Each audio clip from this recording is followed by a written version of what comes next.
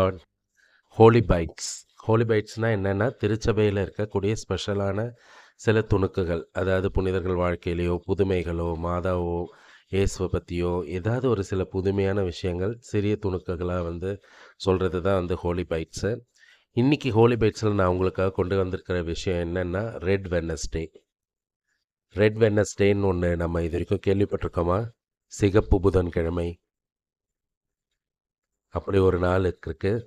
அந்த நாளோட முக்கியமான கருத்து என்னன்னா, கிறிஸ்து அரசர் திருவிழா எப்போ வருதோ, இப்போ இந்த வருஷம் கிறிஸ்து அரசர் திருவிழா ஆ, நவம்பர் 23ஆம் தேதி வந்தது. அந்த கிறிஸ்து அரசர் திருவிழாவுக்கு அடுத்து வரக்கூடிய புதன்கிழமையை ரெட் வெட்னஸ்டேன்னு சொல்லுவாங்க. அதோட முக்கியமான பர்பஸ் என்னன்னா, திருச்சபையில் நிறைய பேர் மறுதலிக்கப்பட்டு, நிறைய பேர் கிறிஸ்துவுக்காக தன்னோட உயிரை துறந்திருக்கிறாங்க. பலவிதமான துன்பங்களுக்கு உள்ளாகி, பலவிதமான துயரங்களுக்கு ஆளாகி, அவங்க தன்னோட உயிரை துறந்திருக்காங்க. ஆனால் கிறிஸ்துவ துறக்கலை. அந்த மாதிரியான கிறிஸ்தவர்கள், அந்த மாதிரியான புனிதர்கள், அந்த மாதிரியான மறைசாட்சிகளை நினைவு கூர்ற ஒரு நாள் தான் இந்த ரெட் வெட்னஸ்டே.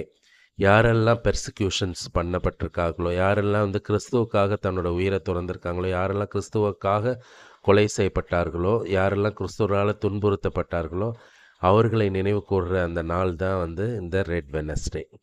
திருச்சபையில் இது ரொம்ப முக்கியமான நாளாக கருதப்படுது. இதை நாமளும் தெரிஞ்சுப்போம். Praise the Lord. இந்த சேனலை நிறைய பேருக்கு சப்ஸ்கிரைப் பண்ண சொல்லுங்கள். ஏன்னா இதில் நிறைய கிறிஸ்து துணுக்குகள் நான் படித்து உங்களுக்காக சொல்லிகிட்ருக்கேன். அது நிறைய பேருக்கு போய் சேரணும், நிறைய பேர் அதில் விசுவாசத்தில் வளரணுன்றது தான் என்னோடய முக்கியமான கருத்தாக இருக்குது.